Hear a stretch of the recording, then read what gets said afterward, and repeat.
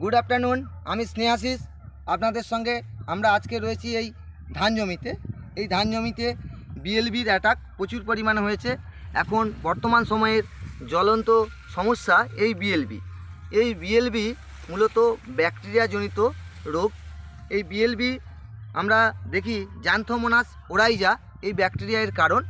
এই বিএলবি বাতাসের মাধ্যমে ছড়িয়ে যায়, রোগাক্রান্ত জমি থেকে পরের জমিতে কিন্তু ছড়িয়ে যায়, বা আমার জলবাহিত জলের মাধ্যমেও ভালো জমি থেকে আমার যখন রোগাক্রান্ত জমি থেকে ভালো জমিতে জল যাবে তখনও কিন্তু পরিবাহিত হয়।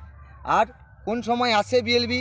আমরা বিএলবি দেখেছি যে দিনের বেলা আমাদের টেম্পারেচার অনেকটা হাই, মানে 30-32 ডিগ্রি, আর রাতের দিকে আমরা দেখেছি 24-25 ডিগ্রি, এবং তার সাথে সাথে প্যাচে ঘাম, অর্থাৎ বাতাসে আর্দ্রতার ভাগ 70 থেকে 80% যদি থাকে তখন কিন্তু বিএলবির আক্রমণ প্রচুর পরিমাণে আমরা দেখি।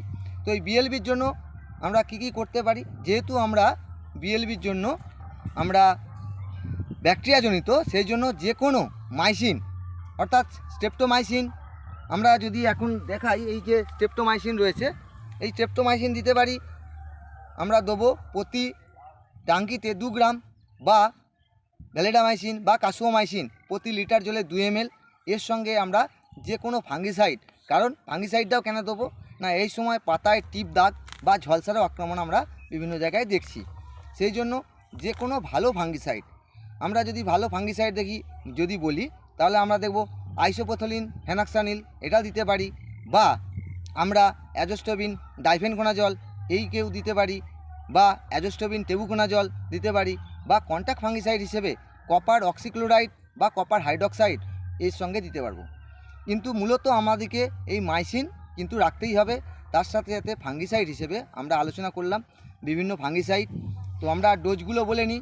আইসোপ্রোথলিন যদি দিই, আমরা আইসোপ্রোথলিন দিলে আমরা দেবো প্রতি ট্যাঙ্কিতে 40 ml, অর্থাৎ 15 লিটার জলে 40 ml।